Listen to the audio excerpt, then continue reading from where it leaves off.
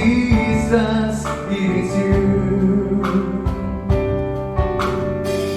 who tells the storm to rest when I am overwhelmed and cannot speak. Jesus, it is you who wears my guilt on his shoulders, who holds my hand in his hands, who takes my thoughts and fears and hangs them on the arms of Calvary. Jesus, it is you. Jesus, it is you.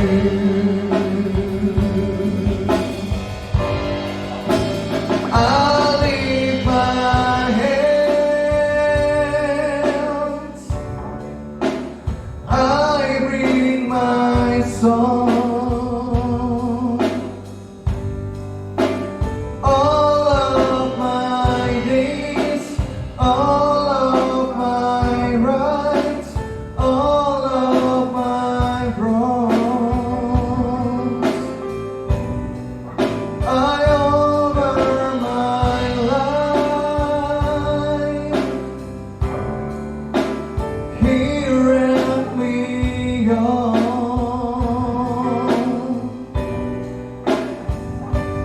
To the one thing true, Jesus, it is you.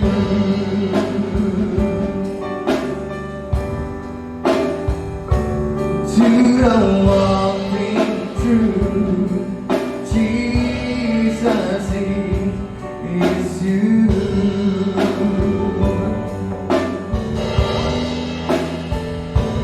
To the one thing true, Jesus, it is you.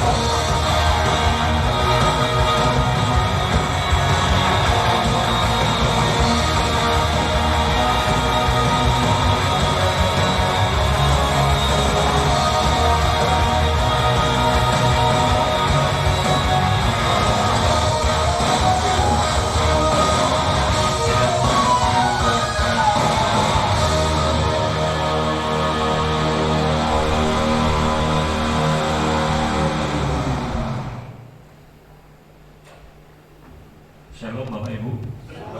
Sekali lagi Shalom. Salam GTM. Salam miracle, salam mujizat, salam keajaiban. Apa kabar pagi hari ini? Luar biasa, sehat semua, amin. Baik, kita akan segera mulai ibadah yang pertama. Dan kita akan membaca terlebih dahulu satu ayat firman Tuhan sebagai ayat pembuka dari Ibrani 12 ayat yang ke-28. Saya akan bacakan demikian buat kita semua. Jadi, karena kita menerima kerajaan yang tidak tergoncangkan, marilah kita mengucap syukur dan beribadah kepada Allah menurut cara yang berkenan kepadanya dengan hormat dan takut. Mari kita baca sekali lagi bersama-sama. 1, 2, 3. Jadi, karena kita menerima kerajaan yang tidak tergoncangkan, marilah kita mengucap syukur dan beribadah kepada Allah menurut cara yang berkenan kepadanya dengan hormat dan takut. Amin. Mari kita berdoa. Bapa, kami bersyukur pagi hari ini kalau kami boleh datang ke tempat ini untuk beribadah dalam keadaan sehat, semua karena kemurahan Tuhan. Terima kasih buat setiap berkat, rahmat anugerah yang sudah melimpah dalam hidup kami. Terima kasih buat perlindungan Tuhan sepanjang minggu yang sudah kami lewati ya Tuhan. Dan kami datang ke tempat ini, kami mau merayakan kebaikan Tuhan dalam hidup kami. Sebelum kami memulai ibadah, kiranya Tuhan memberkati kami, Tuhan beri hikmat, supaya kami dapat beribadah dengan baik. Dan sepanjang ibadah ini ya Tuhan, biarlah hanya nama Tuhan Yesus yang ditinggikan. Urapi seluruh pelayan Tuhan, seluruh hamba Tuhan yang melayani. Tuhan juga berkati seluruh jemaat Tuhan, baik yang sudah hadir, demikian juga yang masih di dalam perjalanan. Tuhan tibakan di tempat ini dengan sukacita, dan kami bersama-sama mempermuliakan nama Tuhan di tempat ini. Kami serahkan ibadah pertama ini ya Tuhan, kiranya Tuhan berkenan. Karena kami tahu ketika Tuhan berkenan atas ibadah ini, maka Tuhan memberkati setiap kami, bahkan mujizat terjadi di tengah ibadah ini. Terima kasih Bapa. Kami mulai dengan penuh ucapan syukur hanya di dalam nama Bapa, Anak, dan Roh Kudus, yaitu di dalam nama Tuhan Yesus Kristus. Haleluya. Amin. Haleluya. Semua cari perbuatanmu dalam kehidupan setiap kami, Tuhan Yesus. Apapun yang terjadi dalam kehidupan kami, itu semua karena seizin-Mu Tuhan. Saat ini biarlah kehidupan kami, kami mau datang di hadapan-Mu Tuhan, tinggal di dalam hadirat-Mu ya Bapa.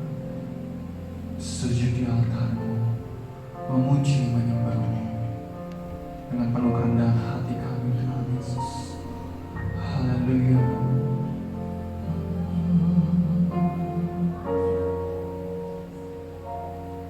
Bila hati terasa berat,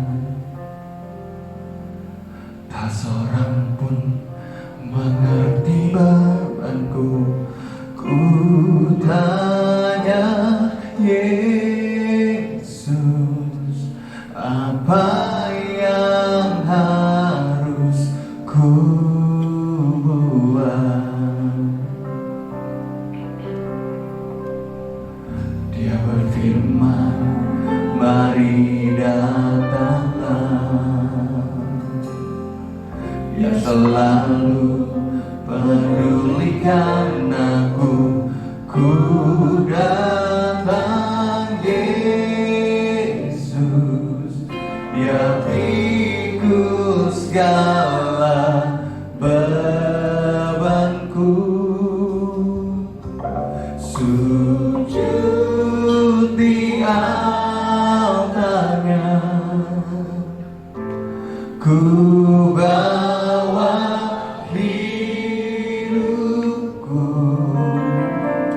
Ku terima anugerahnya, Dia ampuniku dan bebaskanku.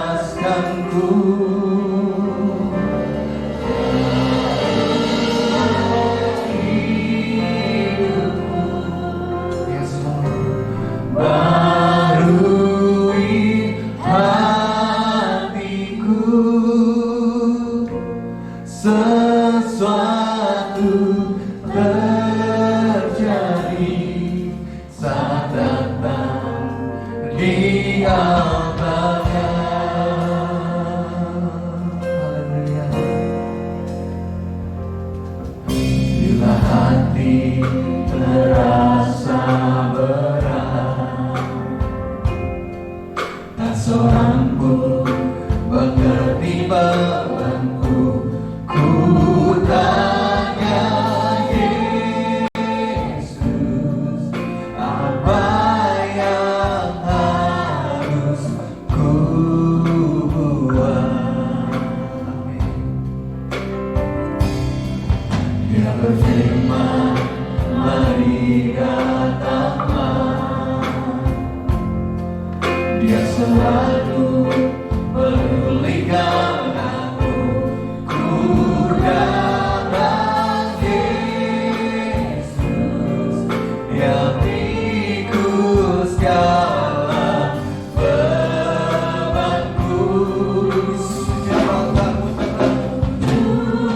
di altarnya, ku bawa hidupku.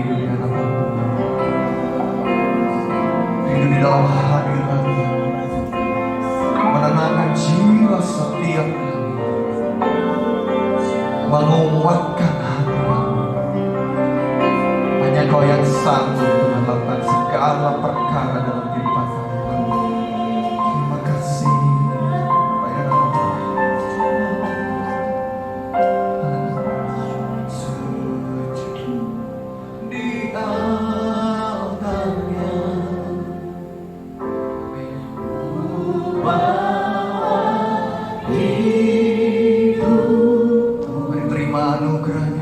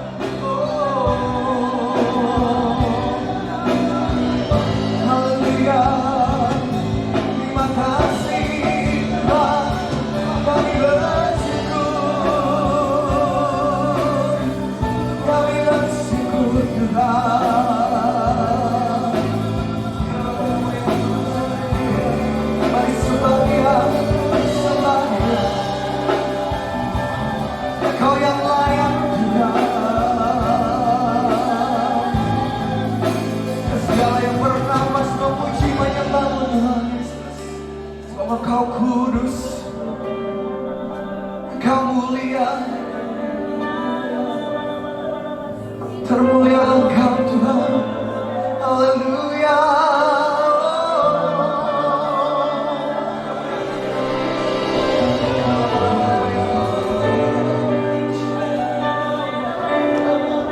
Kasih ajaiblah karyamu, ajaiblah karyamu, ajaiblah karyamu Tuhan. Besar anugerahmu. Haleluya. Haleluya. Yes. Amin. Terima kasih Yesus. Yes.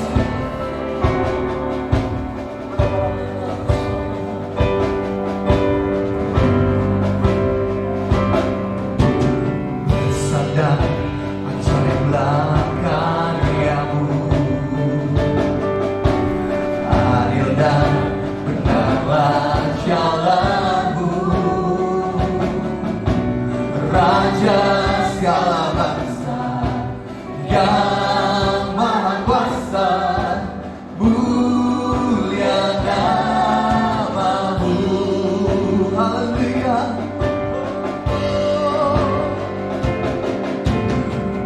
Sadar ajaiblah karyamu, adil dan benarlah jalanmu, Raja segala bangsa yang maha kuasa, mulia namamu. Haleluya. Layaklah segala bangsa sujud kepadamu, sebab Kaulah layak kudus, layak. Berikan tepuk tangan yang paling meriah buat Raja kita. Haleluya. Sadar ajaiblah karyamu, adil dan benarlah jalanmu,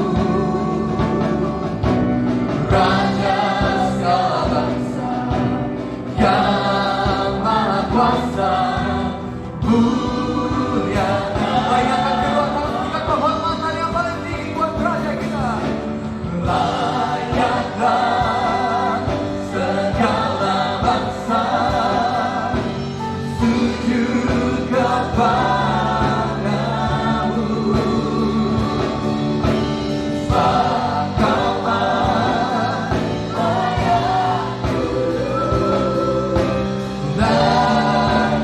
disembah.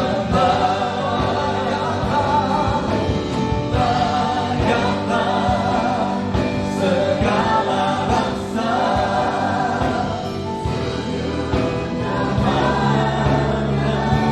oh we worship you.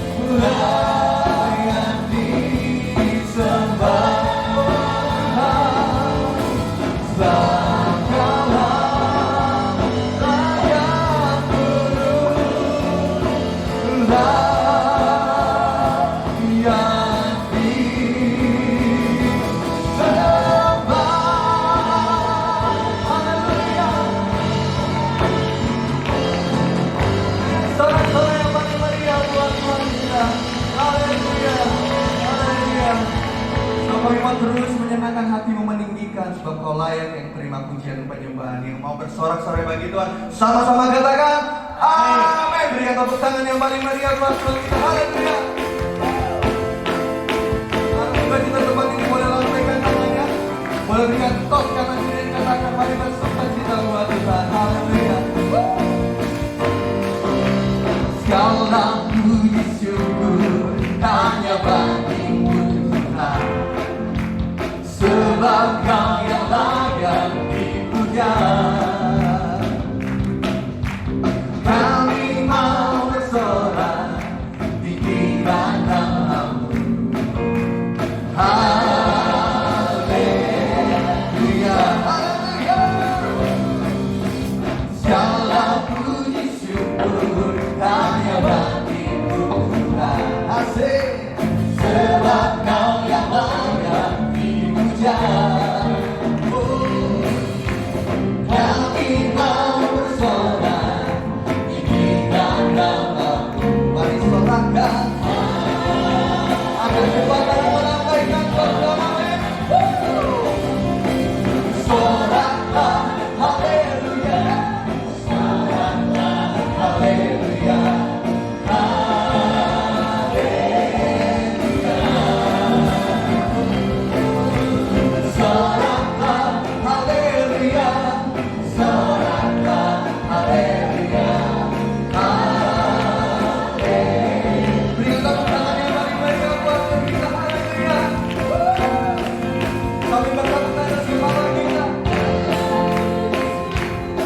Hanya bagimu Tuhan, sebab kau yang layak dipuja. Kami mau bersorak tinggikan namamu. Mari nyatakan bersorak buat Tuhan, sama-sama nyatakan. Soraklah haleluya.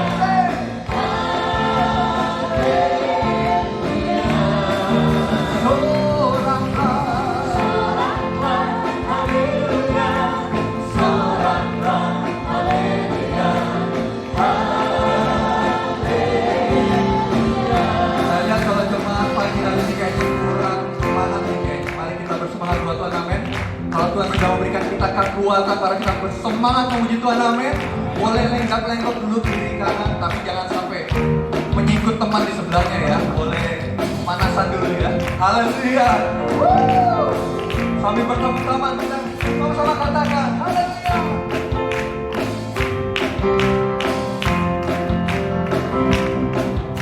Soraklah haleluya, soraklah haleluya, haleluya.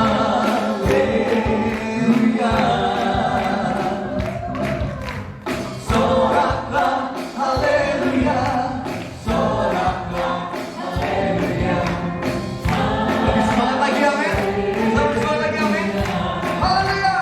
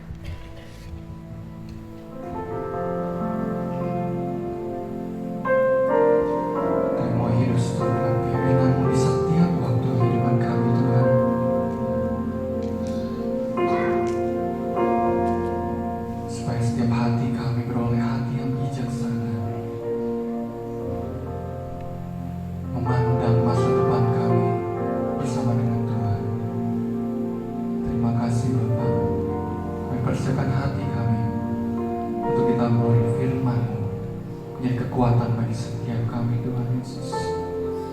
Haleluya. Ajar Tuhan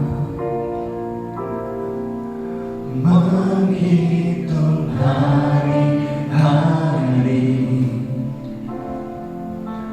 agar kami beroleh hati bijaksana.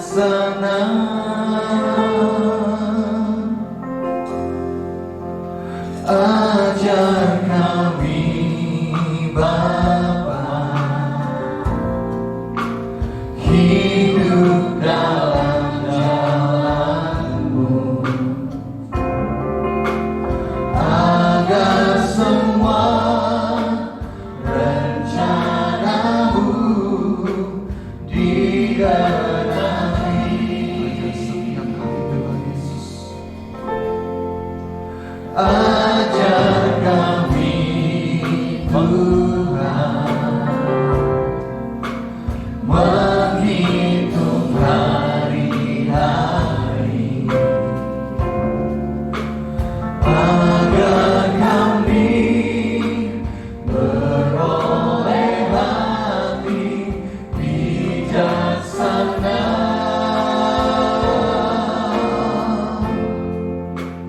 Ajar kami Bapa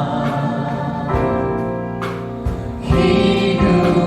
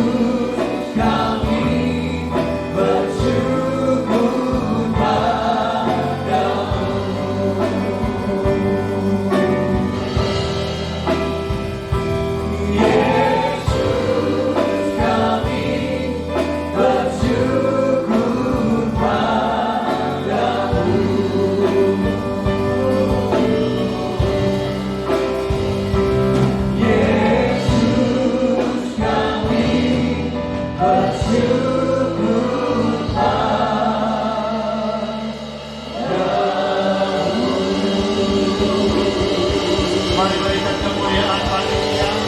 Haleluya. Haleluya. Kami bersyukur dan terima kasih Tuhan Yesus buat kesempatan yang begitu indah pada pagi hari ini kami boleh memuji, menyembah Tuhan, meninggikan Tuhan, menyenangkan, menyukakan hati Tuhan. Kami telah memberikan yang terbaik buat Tuhan pagi hari ini, dan kami percaya Tuhan disenangkan, Tuhan dipermuliakan. Bapa di sorga, saat ini Tuhan, kami akan siapkan hati pikiran kami untuk mendengarkan sabda firman Tuhan. Roh Kudus berkarya di tengah-tengah kami, mengurapi kami, memberi hikmat kepada kami. Terlebih hamba-Mu yang akan menyampaikan firman Tuhan, kiranya pengurapan khusus, otoritas wibawa ilahi Allah turun atas hamba-Mu untuk menyampaikan firman Tuhan. Terima kasih Tuhan. Dan sementara kami mendengarkan kebenaran firman Tuhan, ada satu oknum yang tidak pernah senang saat kami mendengar firman Tuhan, saat pemberitaan firman Tuhan berjalan. Kuasa kegelapan iblis setan, roh jahat, roh yang bukan berasal dari Allah, yang coba ambil kesempatan itu untuk memberikan pengalihan perhatian saat mendengar firman Tuhan, kami sepakat tolak di dalam nama Tuhan Yesus Kristus. Pergi dari ruangan ini. Kiranya suasana sorgawi saja yang kami rasakan saat kami mendengarkan firman Tuhan. Terima kasih Tuhan Yesus. Kami mengucap syukur dan siap menyambut firman Tuhan. Di dalam nama Tuhan Yesus Kristus kami berdoa dan bersyukur. Haleluya. Amin. Silakan duduk para hamba-hamba Tuhan.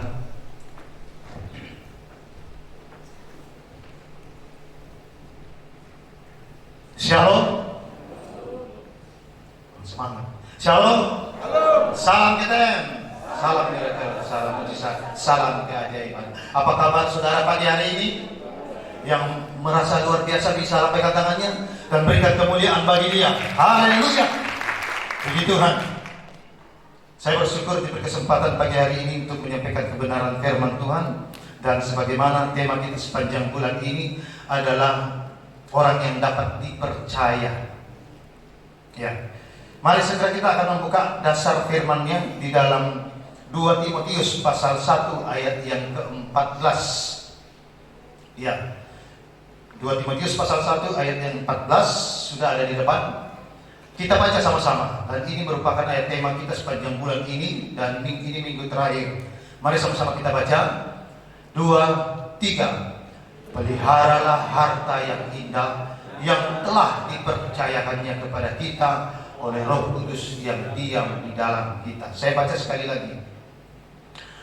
Peliharalah harta yang indah yang telah dipercayakannya, ya Tuhan percayakan kepada kita oleh Roh Kudus yang diam di dalam kita. Bapak Ibu Saudara yang kekasih di dalam Tuhan, ayat ini disampaikan oleh Rasul Paulus kepada anak rohaninya Timotius. Ya, di mana Timotius itu sudah mulai dipercayakan kebenaran firman Tuhan, dididik dan juga dipercayakan untuk meneruskan pelayanan Paulus di mana-mana. Di mana Paulus membuka pelayanan dan Timotius mendampingi Paulus. Tetapi saudara, di dalam perjalanan pelayanan Paulus ada banyak yang bertobat, ada banyak yang menyerahkan diri kepada Tuhan, ada banyak yang siap melayani Tuhan. Ya, termasuk Timotius dan Figelus serta Hermogenes dan banyak hamba-hamba Tuhan yang lain, Titus. Nah, saudara yang kasih dalam Tuhan, dalam perjalanan pelayanan Paulus ini, Bapak Ibu Saudara, ya Paulus mencium ya hal-hal yang tidak baik yang terjadi di Asia Kecil, di mana banyak orang yang ada di sana telah berbalik meninggalkan ya pengajaran iman mereka dan apa yang disampaikan oleh Paulus seperti di dalam ayat yang ke-15. Ya. Itu sebabnya penekanan Paulus kepada anak rohaninya Timotius di sini dikatakan peliharalah harta yang indah. Nah, sekarang Saudara, pertanyaannya adalah apa itu harta yang indah? Saya akan mengajak kita coba membaca dulu, ada 3 ayat yang berturut-turut Saudara. 3 ayat berturut-turut di dalam Amsal pasal 16 ayat yang ke-16. Amsal 16 ayat 16. Memperoleh hikmat sungguh jauh melebihi memperoleh emas, dan mendapat pengertian jauh lebih berharga daripada mendapat perak. Amsal 8 ayat 10. Terimalah didikanku lebih daripada perak, dan pengetahuan lebih daripada emas pilihan. Amsal 8 ayat 11. Karena hikmat lebih berharga daripada permata, apapun yang diinginkan orang tidak dapat menyamainya. Ya. Dan saya kira harta-harta lain ini mewakili emas, perak, dan permata. Ya. Ini adalah harta-harta yang sangat diidam-idamkan oleh manusia, terutama kepada khusus ibu-ibu. Kalau berbicara permata, emas, ya, ini keinginan dan dambaan setiap wanita. Ya, kalau pria kan cukup mungkin cincin, kalung. Tapi kalau wanita kalau perlu, ya ada yang dipasang di hidung, termasuk orang dia. Nah, saudara, saya ini berbicara tentang emas, perak, dan permata. Ini mewakili harta-harta yang lain seperti kendaraan, rumah, dan sebagainya. Ya, dan ini adalah harta yang dicari bangsa-bangsa. Manusia mencari, berusaha untuk mendapatkannya. Ya. Semua menginginkan harta ini. Kenapa? Karena harta ini bernilai. Bapak Ibu Saudara, 2 tahun kurang lebih yang lalu saya membawa istri saya ke tukang penjual emas, dan dia membeli emas. Itu masih harganya 800.000 per gram. Saya melihat di TV yang berjalan, sekarang 1 juta lebih, bernilai, naik. Iya, ini emas. Nah, keinginan semua orang itu untuk mendapatkan emas, perak, permata, dan banyak harta-harta yang lain. Ya. Dan ini adalah harta dunia, harta secara jasmani. Ya. Apakah ini yang dimaksud oleh Rasul Paulus? Peliharalah harta yang indah? Bukan. Tuhan Yesus berkata di dalam Matius pasal 6 ayat 19. Minta tolong dibuka. Janganlah kamu mengumpulkan harta di bumi ngengat dan karat merusakkannya, dan pencuri membongkar serta mencurinya. 20. Tetapi kumpulkanlah bagimu harta di sorga ngengat dan karat tidak merusakkannya, dan pencuri tidak membongkar serta mencurinya. Apa kata Yesus? Boleh saja kita kumpulkan harta di dunia ini, ya, karena kita memikirkan anak cucu, bisa bangunkan rumah, bisa, silakan. Ya. Baik. Tetapi Yesus berkata, ya, di bumi ngengat dan karat merusakkan. Yesus berkata, kumpulkanlah harta di sorga. Harta apa itu? Di dalam Amsal tadi yang saya sengaja baca tadi, bahwa didikan, pengetahuan, pengertian, hikmat, ya, ini saya rangkumkan di dalam satu bentuk, simpulkan bahwa ini adalah firman Tuhan, ya. Dan ini adalah harta surga yang telah dipercayakan kepada saudara dan saya, dipercayakan kepada Timotius, sehingga Paulus berkata, pelihara harta yang indah. Dan saya mau ceritakan bahwa ayat-ayat yang saya baca tadi itu 3 ayat, itu semuanya dari Amsal. Yang menuliskan ini adalah Salomo. Mengapa Salomo berkata bahwa hikmat lebih besar melebihi emas dan perak? bahkan permata. Salomo menyadari dan punya pengalaman. Sama-sama katakan pengalaman 23. Iya. Salomo punya pengalaman bahwa ketika ia menerima hikmat daripada Tuhan, maka itu jauh melebihi emas dan perak. Saya akan bacakan aja supaya kita lebih jelas. Dalam 1 Raja-Raja pasal 3 ayat 9. Maka berikanlah kepada hambamu ini hati yang paham menimbang perkara, untuk menghakimi umatmu dengan dapat membedakan antara yang baik dan yang jahat. Sebab siapakah yang sanggup menghakimi umatmu yang sangat besar ini? Berikanlah hati yang dapat menimbang-nimbang perkara, supaya dapat membedakan mana yang baik, mana yang benar, mana yang salah, mana yang betul. Dan ini keinginan Salomo pada waktu itu ketika ia dilantik menjadi seorang raja. Dan melihat begitu banyaknya manusia yang punya masalah.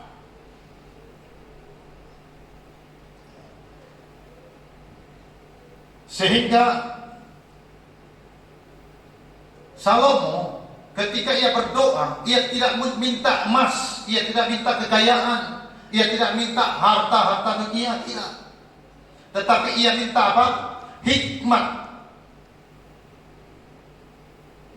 Nah, suatu ketika Tuhan memberikan hikmat kepada Salomo, maka pada saat itu ia menghadapi sebuah kasus di mana ada dua perempuan. Ini kasus pertama.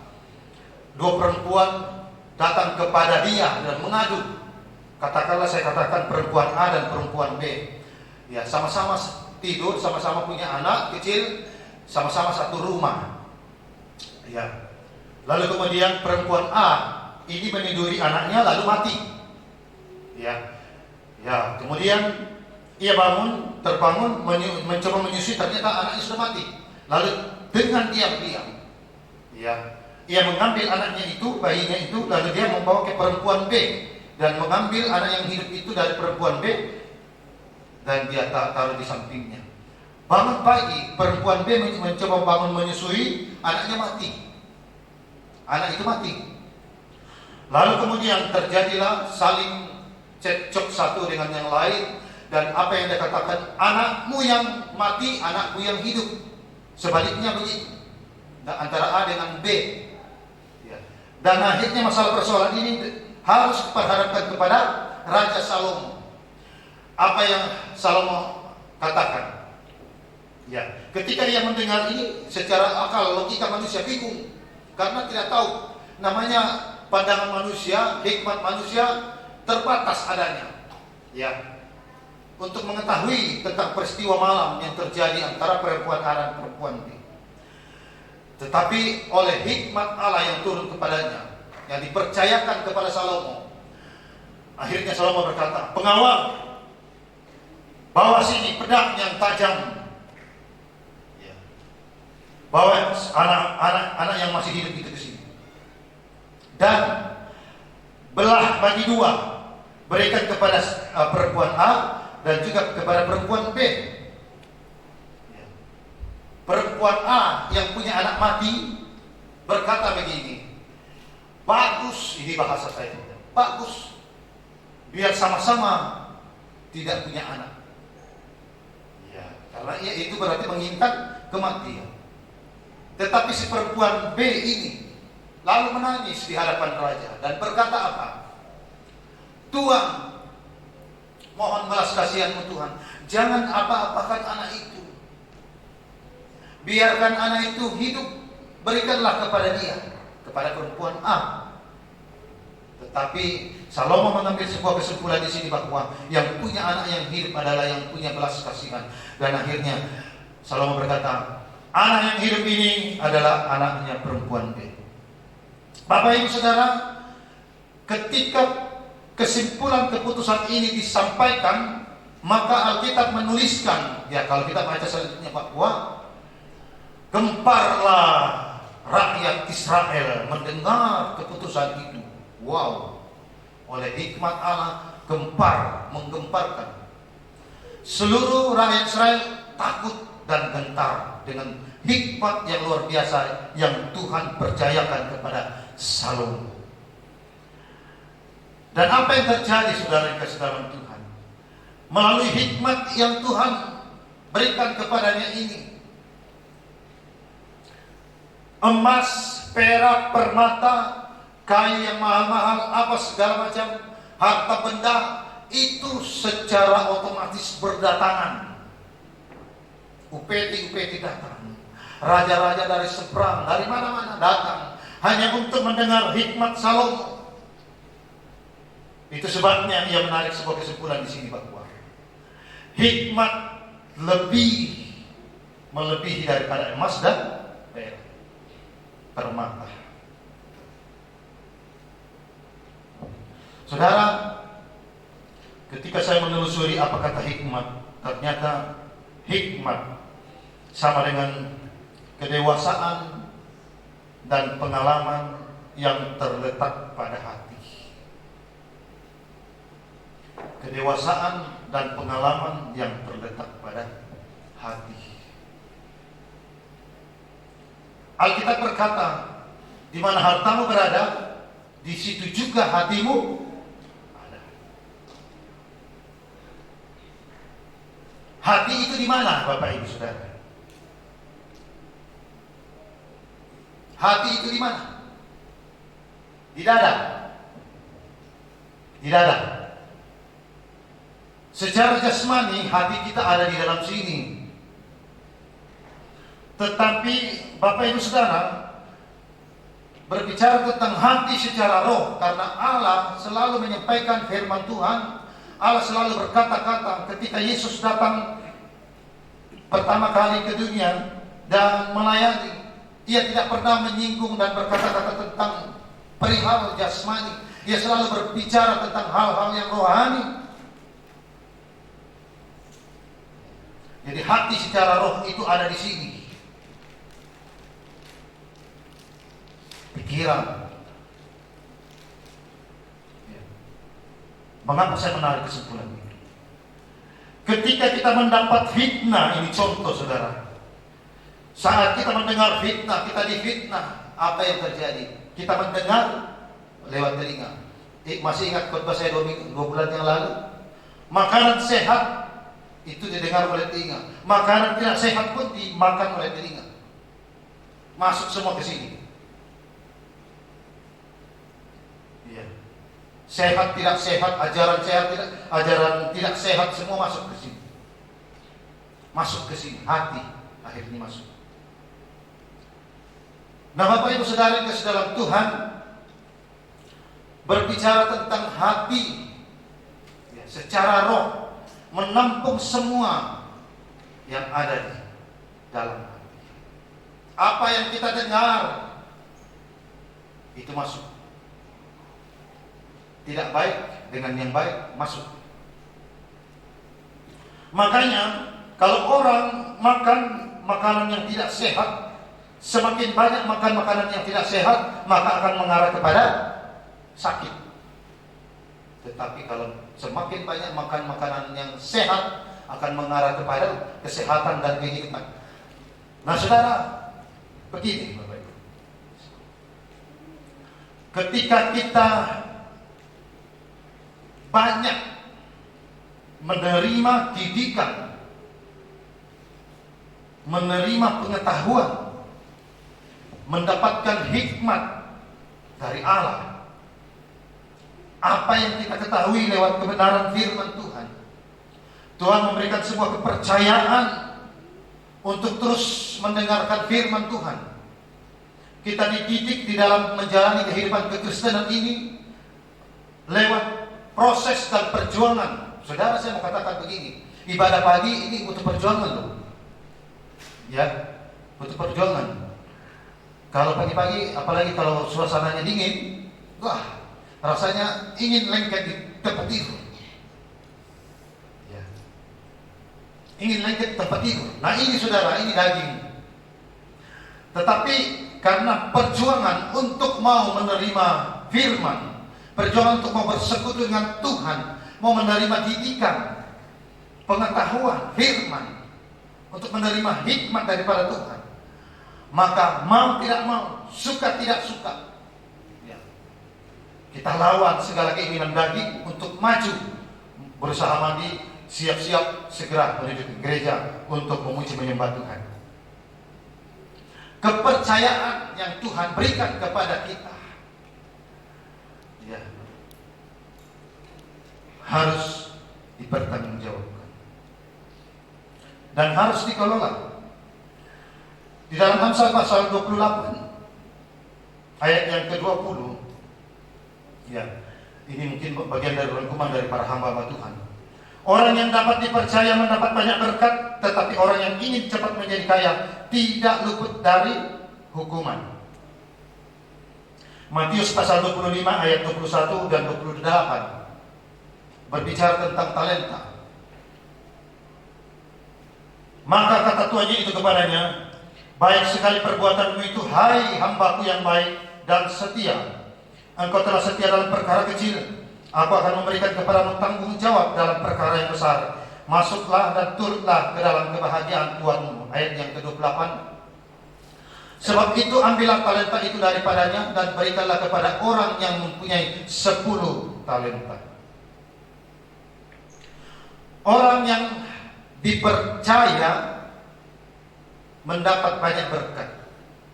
Saya tarik kesimpulan dengan perumpamaan tentang talenta. Ketika yang dipercayakan banyak ini, ya, ini yang pertama. Ketika tuannya datang, ia menghadap yang dipercayakan banyak talenta, yaitu 5. Karena di dalam Alkitab hanya dituliskan 5, 2 dan 1. Ya, jadi yang pertama 5. Sudah dipercaya banyak, lalu kemudian ia mengelolanya. Ia berjuang keras. Saudara, sebagai pengusaha, ada pengusaha di sini, saya pernah berbicara dengan Bapak Riko. Ya, berbicara tentang sebuah usaha bisnis, dan saya berkata ada usaha yang keuntungannya 10%. Wih, besar itu Pak. Ya, kalau usaha kami itu 2-3% itu sangat besar, sudah cukup. Tetapi Bapak Ibu perhatikan, 5 talenta dipercayakan kepadanya, justru keuntungannya berapa? 5 berarti 100%. Luar biasa ini usaha ini yang dipercayakan kepada. Tetapi saudara, dikatakan orang yang dapat dipercaya mendapat banyak berkat. Kenapa? Karena orang yang berusaha kerja keras, berjuang keras, mengelola apa yang dipercayakan kepadanya, ya, tidak hanya itu, tetapi orang yang malas, orang yang jahat, maka berkatnya dipindah ke orang yang berusaha. Maka jangan heran banyak orang berkata begini, orang kaya akan semakin kaya. Kenapa? Ya, karena mereka berjuang keras, berusaha, berinovasi, kreatif, bagaimana mengembangkan usaha-usaha ini. Mimpi besar. Saya Bapak Ibu Saudara, dalam usaha kami seperti yang kami jalani dan juga hambanya Pak Longnan, ya, saya punya impian besar bagaimana usaha produksi kami itu tidak hanya melewati kapal kayu, ya Pak Longnan, tidak hanya lewat laut, darat. Saya malah mimpi kalau bisa lewat udara. Artinya apa? Kalau bisa jangkauannya luas. Ya. Ini mimpi. Dan saya berdoa agar itu terjadi. Apakah itu tidak mungkin terjadi? Di dalam Tuhan segalanya mungkin. Amin. Kalau berjuang, bekerja keras, berusaha. Yang kedua, orang yang dapat dipercaya ini jadi pemimpin. Akan jadi pemimpin, saudara. Di dalam Keluaran pasal 18, ini renungan Bapak Gembala di hari Jumat. Keluaran pasal 18 ayat yang ke-21. Di samping itu kau carilah dari seluruh bangsa itu orang-orang yang cekap dan takut akan Allah, orang-orang yang dapat dipercaya dan yang benci kepada pengejaran suap. Tempatkanlah mereka di antara bangsa itu menjadi pemimpin 1.000 orang, pemimpin 100 orang, pemimpin 50 orang, dan pemimpin 10 orang. Dikatakan apa? Ini orang yang dapat dipercaya untuk menjadi pemimpin adalah orang yang cakap, bukan cakep. Cakep itu artinya ya punya karisma, gagah apa gitu ya. Tapi cakap ini berbicara tentang lincah, cekatan bekerja, ya, ringan tangan, mau bergerak, melakukan, tidak malas. Ya, ini cakap. Takut Tuhan berarti punya integritas, ya, kejujuran. Ada orang, tidak ada orang, dilihat orang atau tidak dilihat orang, tetap hidup benar, melakukan sesuai dengan standar yang dipercayakan kepadanya. Ya. Ini ciri-ciri orang untuk menjadi pemimpin. Ya, kepercayaan menjadi pemimpin. Yang berikutnya, bahwa kita dipercaya, tentunya kepercayaan itu berbeda. Seperti dalam perumpamaan talenta, ada yang 5, ada yang 2, dan ada yang 1. Tetapi artinya bersyukurlah dengan kepercayaan sedikit, bersyukurlah dengan kepercayaan kecil. Karena firman Tuhan berkata di dalam Lukas pasal yang ke-16 ayat 10, barang siapa setia dalam perkara-perkara kecil, ia setia juga dalam perkara-perkara besar. Dan barang siapa tidak benar dalam perkara-perkara kecil, ia tidak benar juga dalam perkara-perkara besar. Seringkali kita berdoa minta yang besar-besar, tetapi yang kecil-kecil saja kita tidak jalankan, tidak kelola dengan baik, tidak bertanggung jawab. Bagaimana kita mau dipercaya tanggung jawab besar kalau tanggung jawab kecil kita dipercaya tidak dilakukan? Mandek. Iya. Jadi jangan harap kita dipercaya dengan kepercayaan yang besar. Setia dulu. Ya. Setia dulu dalam perkara yang kecil. Jadi artinya mari kita bersyukur untuk terus mengelola yang kecil-kecil. Yang kecil-kecil dulu. Bapak Ibu, saya teringat ketika kami memulai usaha dengan modal 500.000, saya belanja dengan kantong kresek di Beringin 5 kilo, 10 kilo dan sebagainya. Ini dengan modal 500.000 Bapak Ibu. Ini dimulai dengan yang kecil, tapi saudara, kami memulainya dengan perjuangan. Ya, kecil-kecil, lama-lama menjadi bukit. Amin. Jadi setialah dalam perkara-perkara yang kecil, maka Tuhan akan mempercayakan kepada kita perkara-perkara yang jauh lebih besar, sesuai dengan kapasitas dan kemampuan kita menerimanya. Yang keempat, ada yang diberi kepercayaan namun tidak menjalankannya.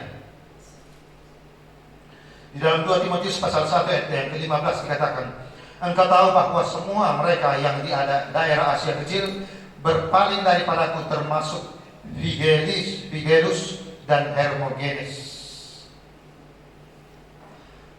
Saudara, ketika berjumpa dengan Paulus, Figelus dan Hermogenes ini adalah orang yang dipercayai oleh Paulus untuk mengembangkan pelayanan di Asia kecil, ya, dan banyak orang pengikut-pengikut di Asia kecil. Tetapi saudara, karena kepercayaan yang diberikan itu tidak berjalan, maka ketika sampai di Asia kecil, saya maka saya percaya bahwa ia jauh lebih banyak menerima ajaran-ajaran yang tidak benar, ajaran-ajaran bercampur, mitos-mitos, dongeng-dongeng nenek moyang, dan berbagai ajaran-ajaran yang lain, sehingga ajaran kebenaran firman Tuhan itu diabaikan. Apa yang telah disampaikan, diajarkan oleh Paulus kepada Figelus dan Hermogenes ini dilupakan dan akhirnya berubah setia, ya. Berpaling daripada, kata Paulus, mengajarkan ajaran-ajaran dongeng nenek moyang, ajaran-ajaran sesat, dan mengajak orang-orang yang telah menerima Kristus itu berbalik, ya, kembali kepada ajaran-ajaran yang lama. Oleh sebab itu, Bapak Ibu Saudaraku yang dikasihi dalam Tuhan, mari dengan kepercayaan yang Tuhan berikan kepada kita, apakah itu dalam bentuk hikmat Allah, pengetahuan firman, didikan, bentukan, pengertian yang kita terima lewat firman Tuhan yang kita dengar, ya, mari kita terus kembangkan, kelola, jalankan, dan saya yakin percaya ini akan terus bertambah, berkembang di dalam hati kita. Hati kita di mana? Di pikiran. Pengetahuan bertambah, pengertian bertambah, hikmat Allah bertambah di dalam hati kita. Maka kita mengisi perbendaharaan hati kita dengan pengetahuan kebenaran-kebenaran firman Tuhan yang luar biasa. Saya simpulkan kebenaran firman Tuhan pagi hari ini, bahwa apa yang Tuhan telah percayakan,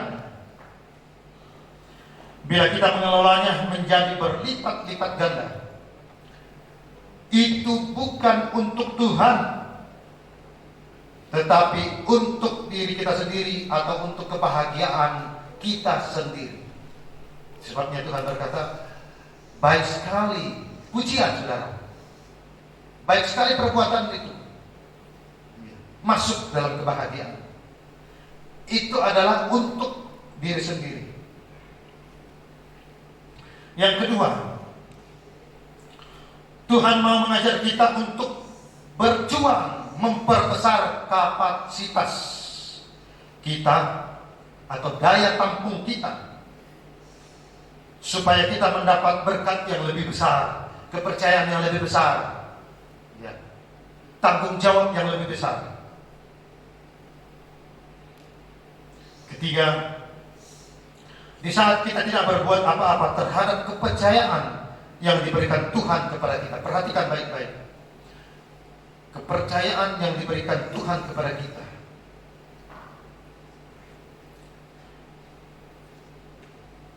maka apapun juga yang ada pada kita, semua akan diambil dan diberikan kepada yang setia mengelolanya, sehingga kita akan mendapat kerugian besar, bahkan mendapat hukuman. Demikianlah kebenaran firman Tuhan. Tuhan memberkati kita. Mari kita menyambut firman Tuhan di musik pujian. Kita aminkan firman Tuhan dengan sebuah lagu pujian. Dekat padamu itu rindu. Mari jemaat Tuhan, saya ajak kita semua bangkit berdiri. Kita nyanyikan pujian ini.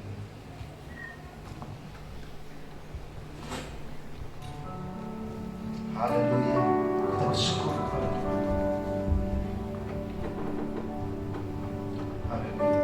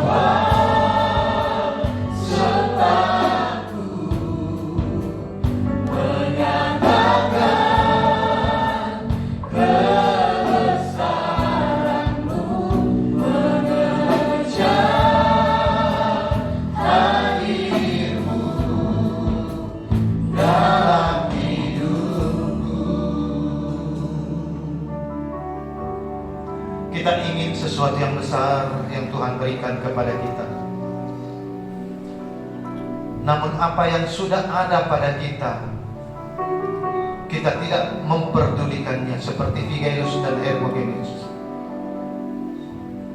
Oleh sebab itu mari melalui kebenaran firman Tuhan pagi hari ini, mari kita mulai berdoa, minta hikmat daripada Tuhan, agar kita memiliki kreativitas, inovasi, mengembangkan, mengelola apa yang Tuhan percayakan kepada kita. Dan saya yakin percaya bahwa penyertaannya, berkatnya akan terus dipercayakan semakin besar kepada kita ketika kita mengandalkannya, ketika kita mengharapkan hikmat yang daripada Tuhan. Terima kasih Tuhan Yesus. Mari kita nyanyikan pujian ini sekali lagi. Dekat padamu Tuhan, itu rindu. Dekat padamu, itu rinduku.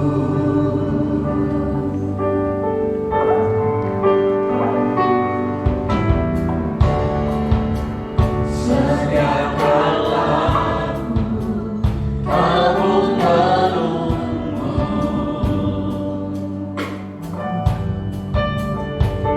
Aku sangka ku temukan satu kasih yang abadi.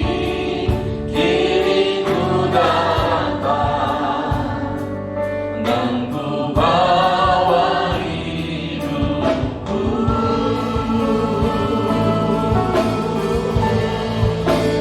Memandang wajahmu, mengikuti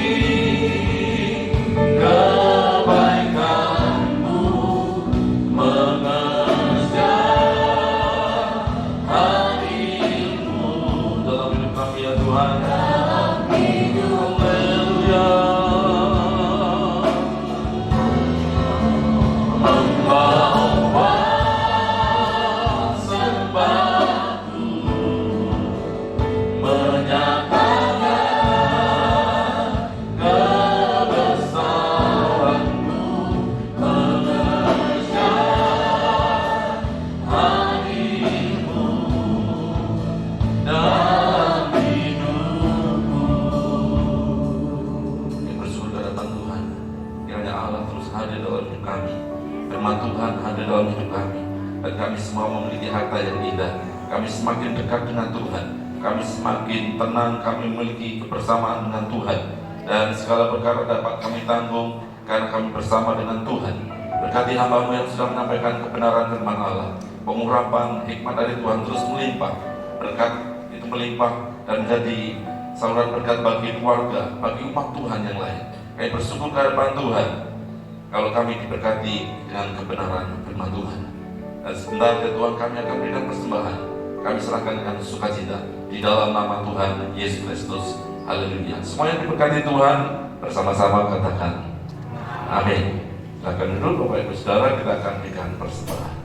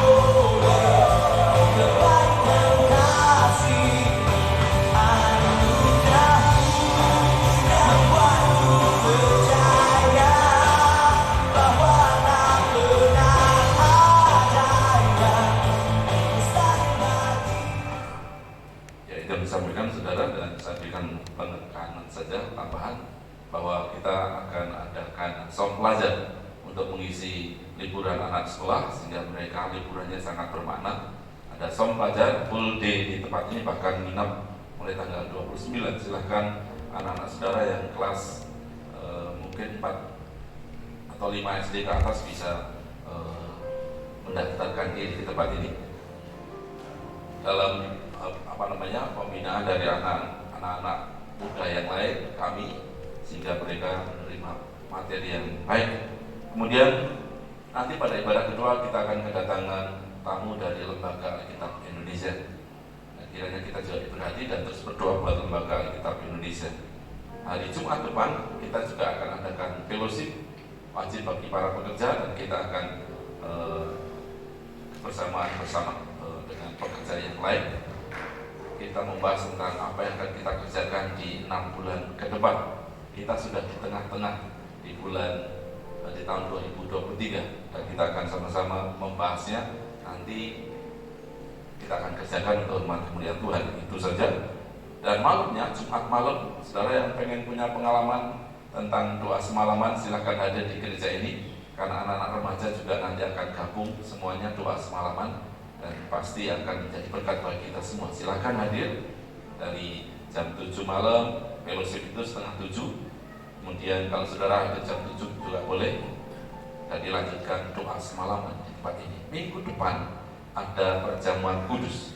Pulang dari tempat ini saudara jaga kekudusan, perkataan, perbuatan saudara, sehingga menikmati persekutuan tubuh dan darah Tuhan. Benar-benar kita diberkati oleh Tuhan. Sepakat katakan amin. Mari bangkit berdiri bersama-sama. Kita mengakhiri bersyukur buat ibadah pada pagi hari ini. Kita pujikan, kami memuji kebesaran.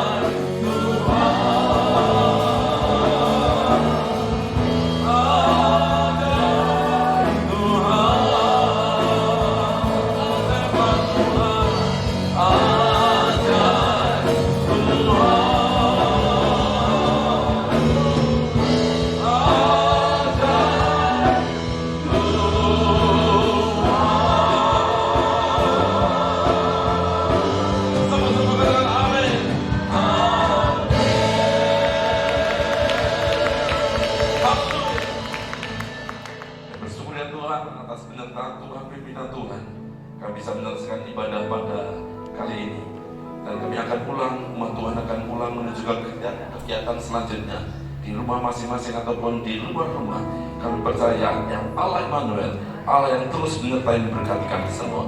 Di dalam nama Tuhan Yesus Kristus kami akhiri ibadah ini. Haleluya. Dan kiranya berkat ilahi tercurah atas kami semua yang mengasihi Tuhan.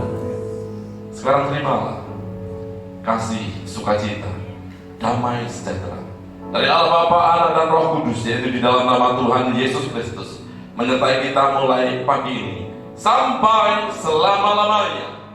Diberkati keluarga rumah tangga, diberkati usaha pekerjaan, diberkati kesehatanmu, dan diberkati pelayananmu. Apa yang kau rencanakan, kau lakukan, dibuat Allah berhasil dan berkemenangan. Percaya Allah menyertai memberkati kita semua. Katakan dengan penuh iman bersama-sama. Amin. Salam. Tuhan Yesus berkati.